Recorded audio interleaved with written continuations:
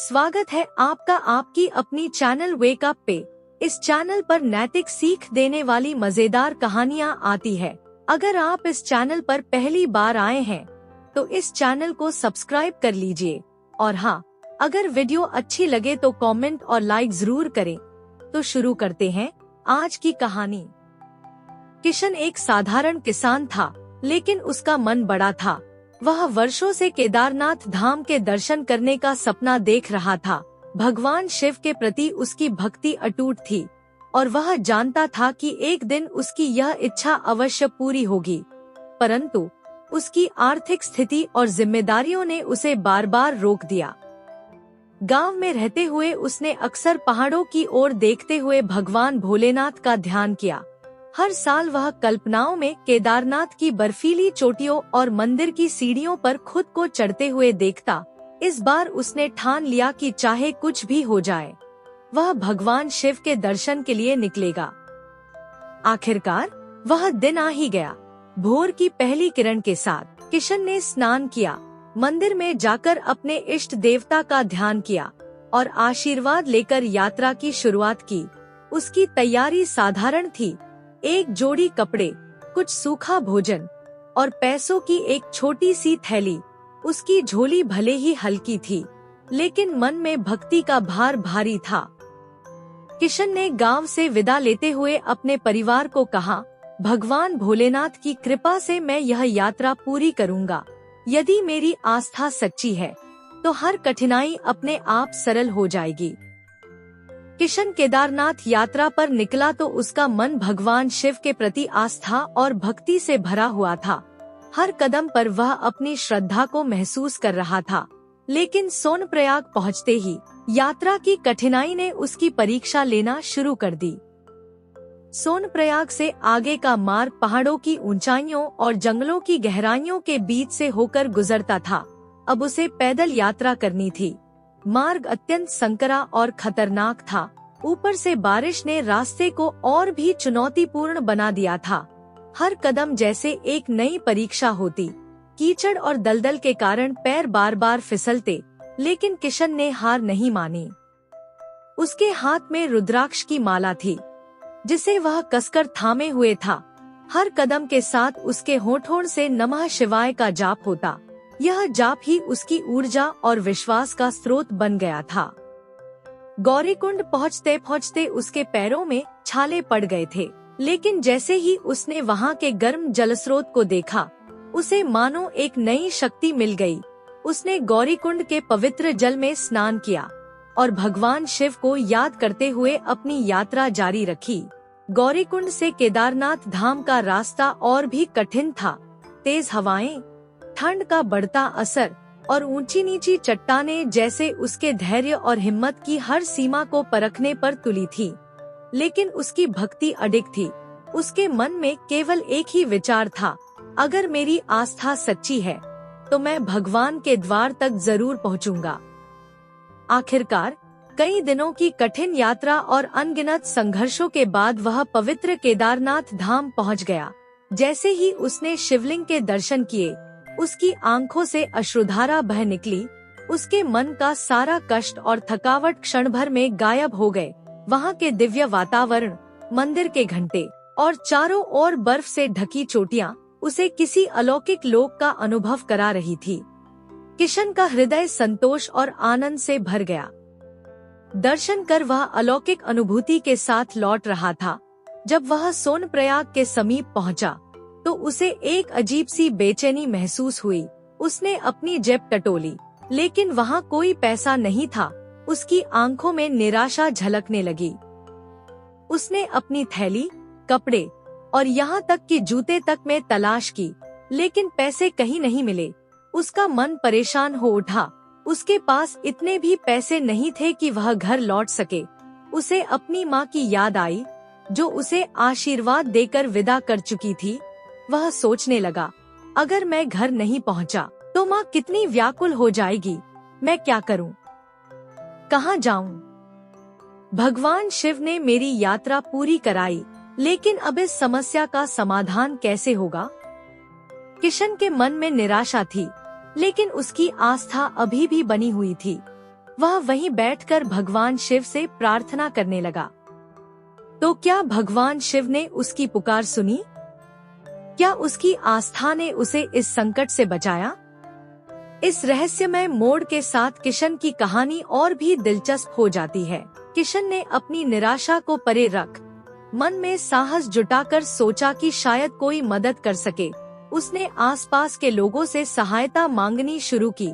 हर किसी के सामने वह हाथ जोड़कर अपनी समस्या बताता, विनती करता कि उसे घर लौटने के लिए थोड़े पैसे उधार दे दिए जाएं। लेकिन हर बार उसे निराशा ही हाथ लगी।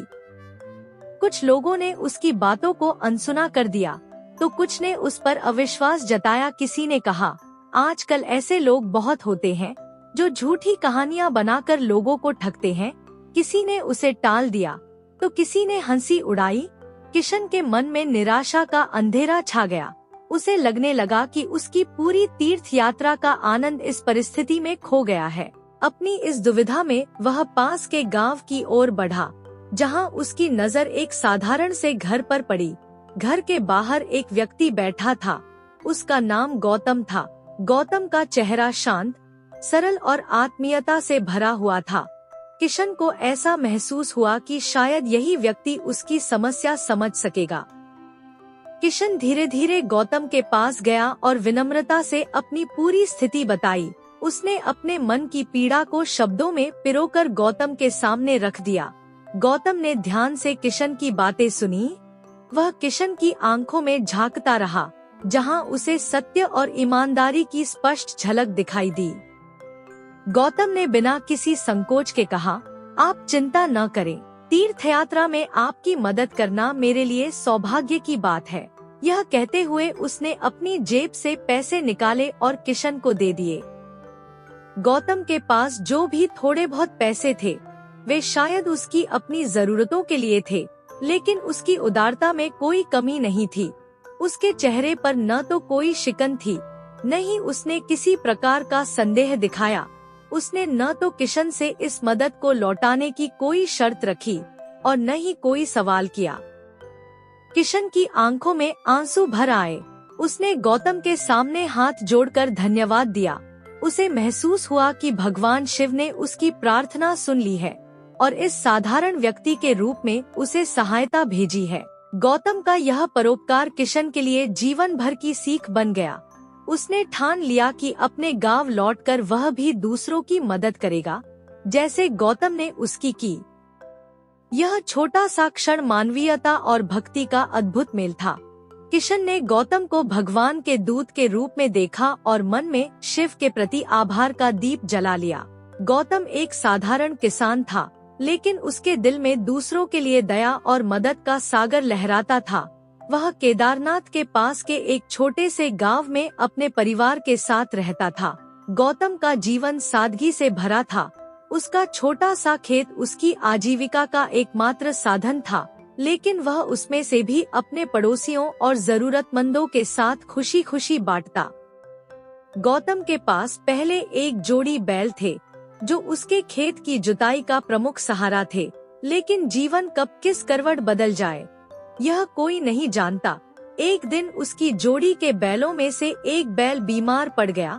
गौतम ने बैल को बचाने की हर संभव कोशिश की, परंतु कुछ ही दिनों बाद वह बैल चल बसा। यह घटना गौतम और उसके परिवार के लिए एक बड़ा झटका थी। खेतों की जुताई का काम रुक गया। कुछ समय बाद गौतम ने अपनी जमा पूंजी से एक नया बैल खरीदा। नया बैल ताकतवर और ऊर्जा से भरपूर था, जबकि पुराना बैल अब अपनी उम्र के कारण कमजोर होने लगा था। गौतम के लिए खेत का काम आसान नहीं रहा। जब वह हल लेकर खेतों में जाता, तो नया बैल तेजी से आगे बढ़ता, जबकि पुराना बैल उसकी गति का साथ नहीं दे पाता। गौतम ने अपने पुराने बैल का भी पूरा ध्यान रखा। वह उसे समय पर खिलाता, उसकी देखभाल करता और उसे काम में ज्यादा दबाव नहीं देता। उसे पता था कि पुराने बैल ने कई वर्षों तक उसकी सेवा की है और अब वह उसका कर्तव्य है कि वह उसके अंतिम समय में उसे स्नेह और सम्मान दे। गौतम ने यह महसूस किया कि खेत के काम में नए और पुराने बैल के बीच तालमेल बैठाना जरूरी है। उसने धीरे धीरे दोनों के बीच सामंजस्य स्थापित करने की कोशिश की। वह हल चलाते समय नए बैल को धीमे चलने का इशारा करता और पुराने बैल को समय पर आराम देता। परंतु समय का असर पुराने बैल पर साफ दिखने लगा था। उसकी चाल धीमी हो गई थी और वह जल्दी थकने लगा था। गौतम की दयालुता के बावजूद यह सच्चाई थी कि पुराना बैल अब खेत के काम में ज्यादा मददगार नहीं रह गया था। दूसरी ओर उस रात किशन का बेटा, जिसका नाम अर्पित था, दिन भर की मेहनत और थकावट के कारण उस रात गहरी नींद में सो रहा था। रात का तीसरा पहर था, आसमान तारों से भरा हुआ था और गांव में हर तरफ सन्नाटा पसरा हुआ था। इसी खामोशी में अर्पित ने एक अजीब और रहस्यमय स्वप्न देखा। स्वप्न में उसने खुद को एक अनजानी जगह पर पाया। चारों ओर कोहरा फैला हुआ था और हल्की हल्की ठंडी हवा बह रही थी। धीरे धीरे कोहरे में से एक आकृति उभरने लगी। वह आकृति धीरे धीरे स्पष्ट होती गई और जैसे ही वह पास आई, अर्पित ने उसे पहचान लिया। यह उसके स्वर्गीय पिता थे। उनके चेहरे पर असीम शांति और गंभीरता का भाव था। उनके चारों ओर एक दिव्य आभा थी, मानो वे किसी स्वर्गिक लोक से आए हों। अर्पित का हृदय धड़कने लगा। वह घबराते हुए बोला, पिताजी, आप यहाँ कैसे? आप तो अब हमारे बीच नहीं हैं। पिता ने मुस्कुराते हुए गहरी और गंभीर आवाज में कहा, बेटा, मैं तुम्हें एक महत्वपूर्ण कार्य सौंपने आया हूँ। यह कार्य पूरा करना मेरे लिए बहुत जरूरी है। अर्पित और भी परेशान हो गया। उसने कांपती आवाज में पूछा, पिताजी, ऐसा क्या कार्य है? कृपया मुझे बताइए। तब उसके पिता ने गहरी सांस ली और बोले, यह एक कर्ज है जो मैं अपने जीवन काल में चुका नहीं पाया। इसी कारण मुझे इस धरती पर फिर से लौटना पड़ा है। अर्पित हैरान था। उसने झिझकते हुए पूछा, कर्ज? यह कर्ज कैसा है और आपको किससे लेना देना है? पिता ने उसे शांत करते हुए कहा, बेटा, जब मैं केदारनाथ की यात्रा पर गया था, उस समय मेरी स्थिति बहुत कठिन थी। मेरी जेब से सारे पैसे गिर गए थे और मुझे घर लौटने के लिए किसी की मदद की आवश्यकता थी। तब एक सज्जन व्यक्ति, गौतम नाम का किसान, मेरी सहायता के लिए आगे आए। उन्होंने मुझे बिना किसी शर्त कुछ पैसे उधार दिए थे ताकि मैं अपनी यात्रा पूरी कर सकूं और अपने घर लौट सकूं। लेकिन मेरी अचानक मृत्यु के कारण मैं वह कर्ज चुका नहीं पाया। अर्पित की आंखें भर आईं। वह अपने पिता की आत्मा की पीड़ा को महसूस कर सकता था। उसने धीमे स्वर में पूछा, पिताजी, लेकिन अब मैं यह कैसे चुकाऊं?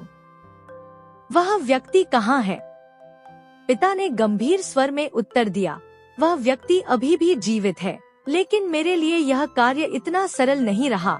मुझे इस संसार में इंसानी रूप में लौटने की अनुमति नहीं मिली। अब मैं एक बैल के रूप में जन्मा हूँ और गौतम के खेत में उनके नए बैल के रूप में काम कर रहा हूँ। मेरी मुक्ति तभी होगी जब यह कर्ज चुकाया जाएगा। बेटा, यह कार्य तुम्हें पूरा करना होगा। अर्पित स्तब्ध था। वह शब्दहीन हो गया। उसने हिम्मत जुटाकर कहा, पिताजी, आप चिंता न करें। मैं आपके इस अधूरे कार्य को पूरा करूंगा। मैं गौतम से मिलूंगा और यह कर्ज चुका दूंगा। उसके पिता ने संतोष की एक झलक दिखाई और कहा, तुम्हारी भक्ति और प्रयास मेरे लिए मुक्ति का मार्ग प्रशस्त करेंगे। अब जाओ और यह कार्य पूरा करो। इतना कहकर उसके पिता की आकृति धीरे धीरे कोहरे में विलीन हो गई। अर्पित की आंखें खुली। वह पसीने से लथपथ था। उसके हृदय में अजीब सी शांति और बेचैनी का मिश्रण था। उसने ठान लिया कि वह किसी भी हाल में अपने पिता की अंतिम इच्छा पूरी करेगा। सुबह होते ही अर्पित गांव के बड़े बुजुर्गों के पास गया। उसने उन्हें अपने स्वप्न की पूरी बात बताई। बुजुर्गों ने गहरी सोच में डूबकर कहा, कई बार पूर्वज अपने अधूरे कार्यों को पूरा करवाने के लिए सपनों में मार्गदर्शन देते हैं। यह कोई साधारण स्वप्न नहीं, बल्कि ईश्वर का संदेश है। तुम्हारे पिता ने तुम्हें उनके कर्ज को चुकाने की जिम्मेदारी दी है। यह सुनकर अर्पित का मन और भी मजबूत हो गया। उसके भीतर विश्वास की एक नई ऊर्जा जाग उठी। उसने ठान लिया कि वह गौतम के पास जाएगा, अपने पिता का कर्ज चुकाएगा और उनकी आत्मा को मुक्ति दिलाएगा। यह मेरी जिम्मेदारी है, उसने खुद से कहा। उस दिन अर्पित ने एक नए संकल्प के साथ अपनी यात्रा की शुरुआत की। उसकी आंखों में दृढ़ता थी और मन में अपने पिता के प्रति कर्तव्य का बोझ।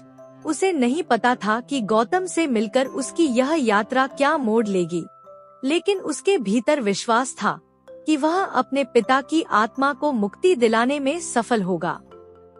जैसे ही अर्पित गौतम के गांव के करीब पहुंचा, उसे एक अजीब सी शांति का एहसास होने लगा। ऐसा लग रहा था जैसे उसकी हर शंका धीरे धीरे मिट रही हो और सपना हकीकत का रूप ले रहा हो। रास्ते में पक्षियों की चहचहाहट और ठंडी हवा उसे अपनी मंजिल की ओर बढ़ने के लिए प्रोत्साहित कर रही थी। उसका हर कदम उसके विश्वास को और गहरा कर रहा था। गांव में प्रवेश करते ही उसने देखा कि चारों ओर हरियाली फैली हुई थी। मिट्टी की खुशबू और गांव के साधारण जीवन की झलक ने उसके थके मन को सुकून दिया। जैसे ही वह गौतम के घर के पास पहुंचा, उसने देखा कि घर बिल्कुल साधारण था, परंतु उसमें एक अद्भुत आकर्षण था। घर के सामने एक बड़ा पेड़ खड़ा था, जिसकी छांव में गौतम एक चटाई पर बैठे हुए थे। उनकी सादगी और चेहरे पर झलकती शांति ने अर्पित को उसके स्वर्गीय पिता की याद दिला दी। अर्पित ने धीरे धीरे कदम बढ़ाए और गौतम के पास जाकर उनका अभिवादन किया। उसने खुद को परिचित कराया और अपने स्वप्न और पिता की अधूरी कहानी के बारे में बताया। गौतम ने ध्यान से उसकी हर बात सुनी। उनके चेहरे पर हैरानी और शांति का मिश्रण था। अर्पित ने अपनी जेब से वह राशि निकाली जो उसके पिता ने गौतम से उधार ली थी। उसने झुककर वह राशि गौतम के सामने रखी और कहा, यह मेरे पिता का उधार है, जिसे मैं आज उनके स्थान पर चुकाने आया हूँ।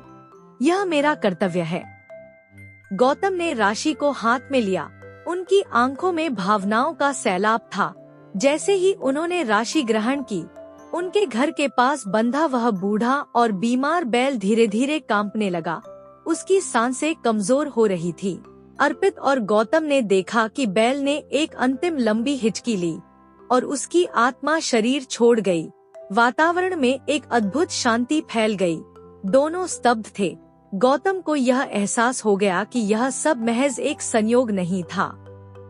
अर्पित ने अपने पिता के अधूरे कर्म को पूरा कर उनकी आत्मा को मुक्ति दिलाई थी। उसके चेहरे पर संतोष और शांति का भाव था। वह समझ गया कि यह उसकी यात्रा का असली उद्देश्य था। दोस्तों, यह कहानी केवल एक कर्ज चुकाने की नहीं थी, बल्कि यह एक बड़ा संदेश था कि सच्चे दिल से किया गया कर्म कभी व्यर्थ नहीं जाता। मानवता का धर्म सबसे बड़ा धर्म है। यह दिखाता है कि ईमानदारी और कर्तव्यनिष्ठा से किए गए काम, चाहे कितने भी कठिन क्यों न हो, आखिरकार अपने उद्देश्य तक पहुंचते हैं। अर्पित ने गौतम से विदा ली, लेकिन उसके मन में यह एहसास हमेशा के लिए अंकित हो गया कि उसके पिता का आशीर्वाद और उनके दिखाए मार्ग ने उसे जीवन की सबसे बड़ी सच्चाई सिखाई। करें तो सच्चे दिल से, क्योंकि ईश्वर हर कर्म को देखता है। इस तरह यह कहानी समाप्त होती है, लेकिन इसका संदेश हमेशा हमारे साथ रहता है। दोस्तों, यह कहानी आपको कैसी लगी है, कमेंट करके जरूर बताएं। और अगर दिल से यह कहानी आपको पसंद आई है, तो इस वीडियो को लाइक और चैनल को सब्सक्राइब करते हुए जाइएगा। मुझे भी मोटिवेशन मिलेगी। धन्यवाद।